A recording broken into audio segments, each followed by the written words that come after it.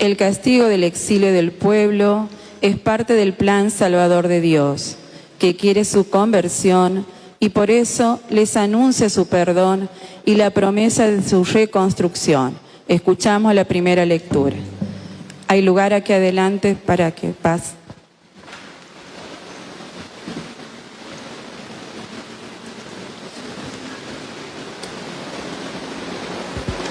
Lectura del segundo libro de las Crónicas.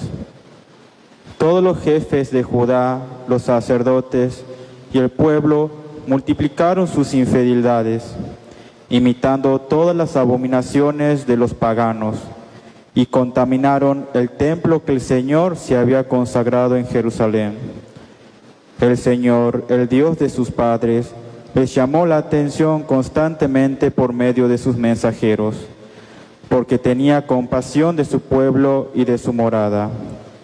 Pero ellos escarnecían a los mensajeros de Dios, despreciaban sus palabras y ponían en ridículo a sus profetas, hasta que la ira del Señor contra su pueblo subió al tal punto que ya no hubo más remedio. Los caldeos quemaron la casa de Dios, demolieron las murallas de Jerusalén, prendieron fuego a todos sus palacios y destruyeron todos sus objetos preciosos.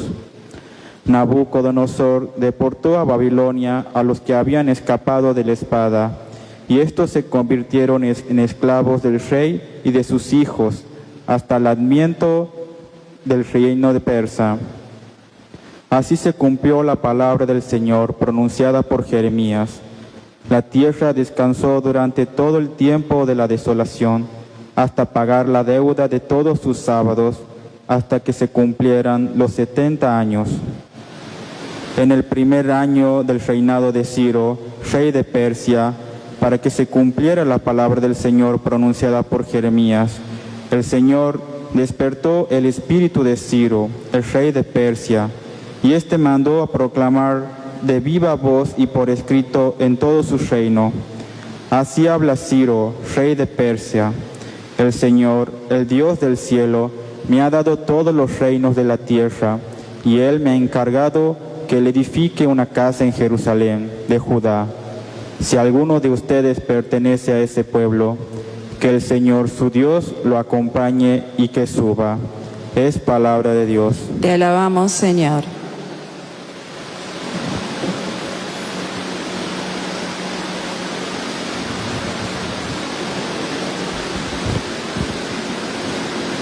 Que no me olvide de ti, ciudad de Dios.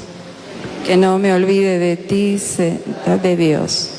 Junto a los ríos de Babilonia nos sentábamos a llorar, acordándonos de Sión. En los sauces de las orillas teníamos colgadas nuestras cítaras. Que no me olvide de ti, ciudad de Dios. Allí nuestros carceleros nos pedían cantos, y nuestros opresores alegría, y canten para nosotros un canto de Sión. Que no me olvide de ti, ciudad de Dios.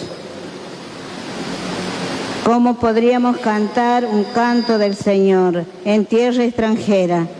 Si me olvidara de ti, Jerusalén, que se paralice la mano derecha. Que no me olvide de ti, ciudad de Dios. Que la lengua se me pegue al paladar, si no me acordara de ti, si no pusiera Jerusalén por encima de todas mis alegrías. Que no me olvide de ti, ciudad de Dios.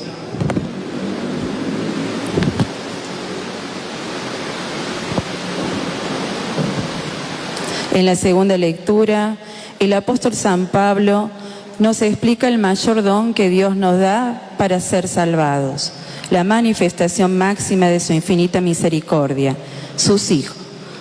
Escuchamos la segunda lectura.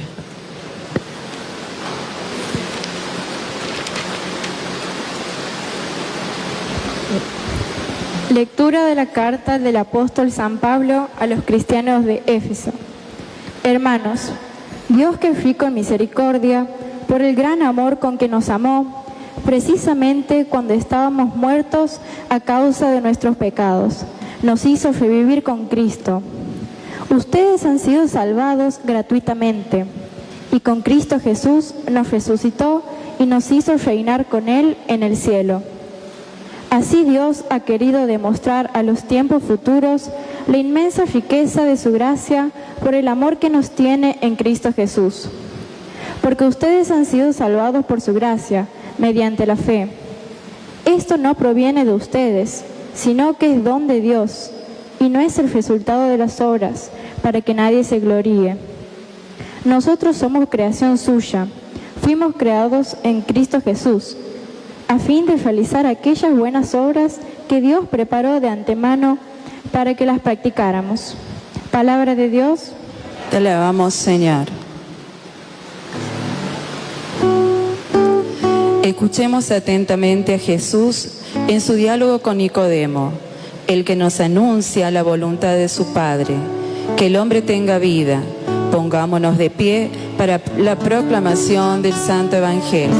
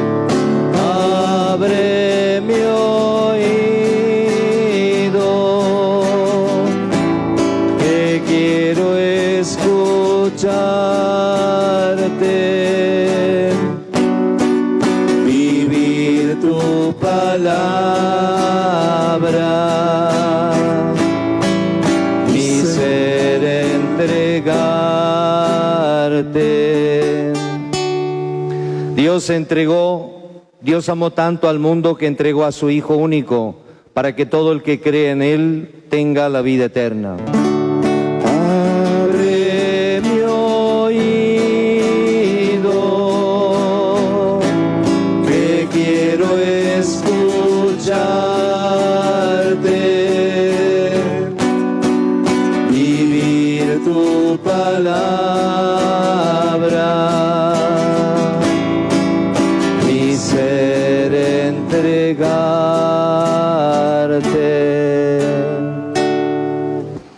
El Señor está con ustedes. Evangelio de nuestro Señor Jesucristo, según San Juan. Dijo Jesús: de la misma manera que Moisés levantó en alto la serpiente en el desierto, también es necesario que el Hijo del Hombre sea levantado en alto, para que todos los que crean en Él tengan vida eterna. Dios amó tanto al mundo que entregó a su Hijo único, para que todo el que cree en Él no muera, sino que tenga vida eterna. Porque Dios no envió a su Hijo para juzgar al mundo, sino para que el mundo se salve por Él. El que cree en Él no es condenado, el que no cree ya está condenado, porque no ha creído en el nombre del Hijo único de Dios. En esto consiste el juicio. La luz vino al mundo y los hombres prefirieron las tinieblas a la luz, porque sus obras eran malas. Todo el que obra mal odia la luz y no se acerca a ella, por temor a que sus obras sean descubiertas. En cambio, el que obra conforme a la verdad se acerca a la luz, para que se ponga de manifiesto que sus obras han sido hechas en Dios. Palabra del Señor. Alabado sea Jesucristo. En este cuarto domingo de Cuaresma, la Iglesia nos presenta un pasaje del capítulo 3 en donde Jesús nos hace una interpretación del Antiguo Testamento. Es un lujo que el mismo Jesús nos explique el Antiguo Testamento. El pasaje que Jesús cita y que va a explicar es el capítulo 22, un pasaje del capítulo 22 del libro de los Números.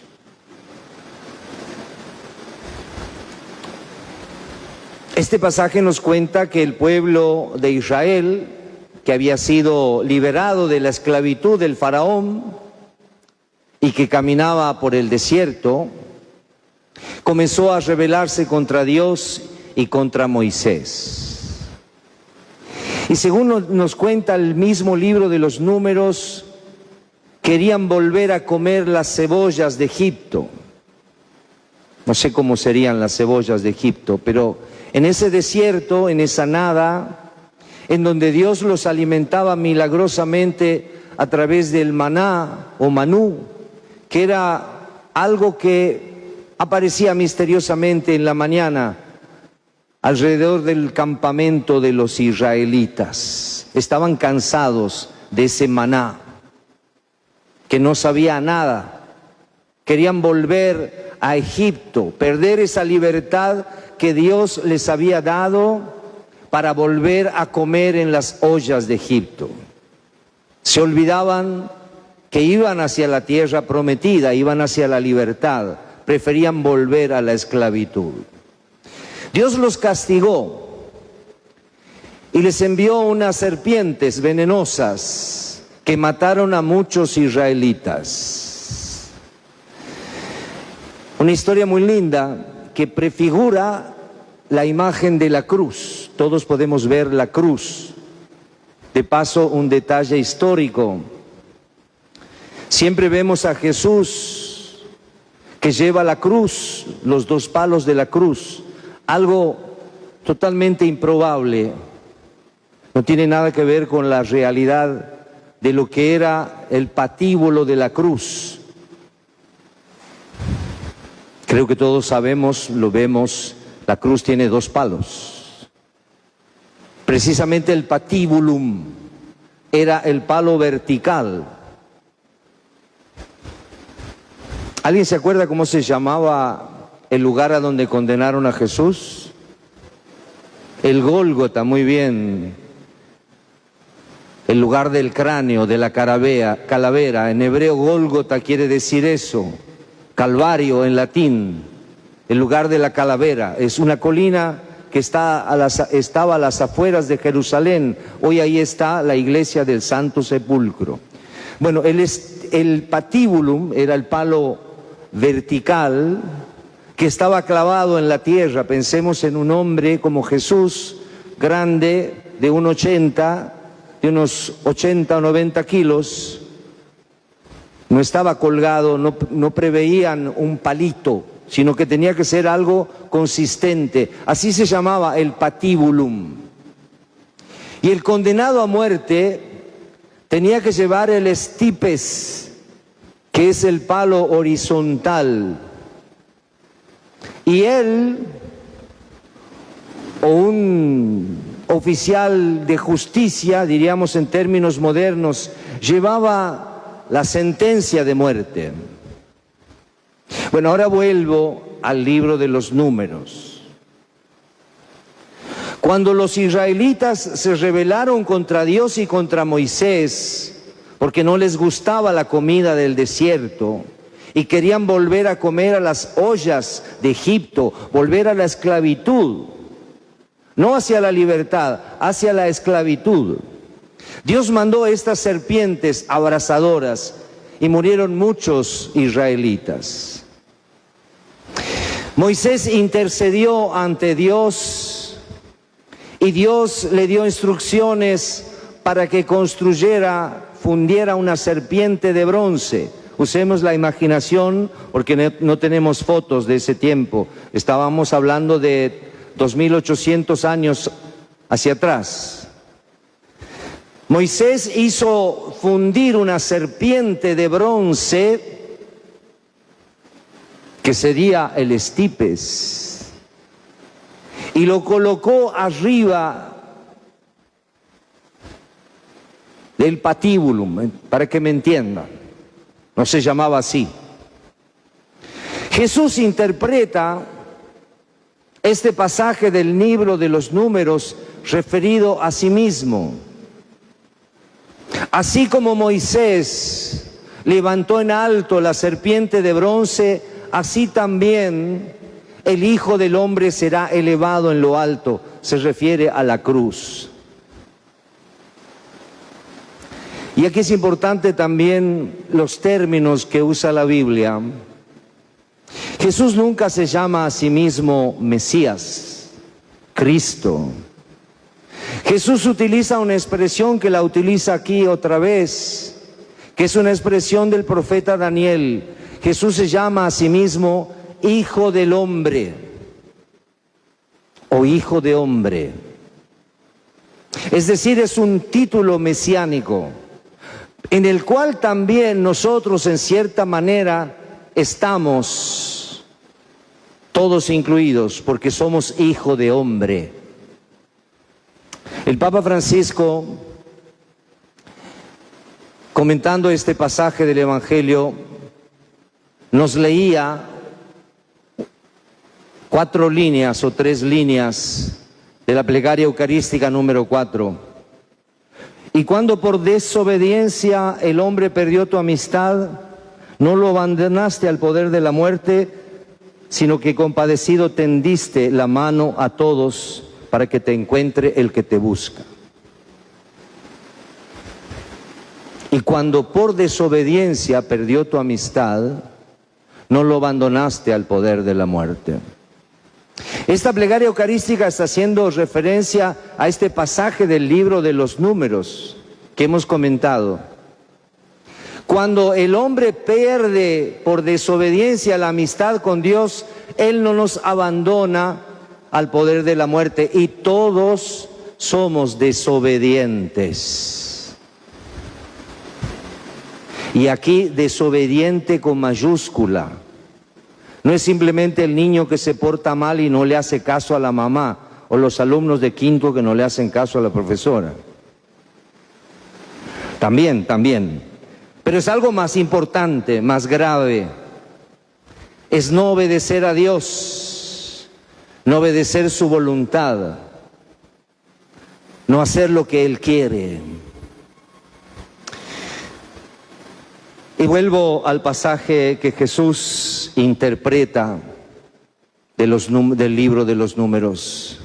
De la misma manera que Moisés levantó en alto la serpiente en el desierto, también es necesario que el Hijo del Hombre sea levantado en alto. Estaba mirando en el calendario, 31 de marzo este año es domingo de Pascua. Levante la mano los alumnos de quinto. Muchos. ¿Ha visto, hermana? Hoy han venido a misa. Así hace la... No vengan tan seguido, no, se van a agotar.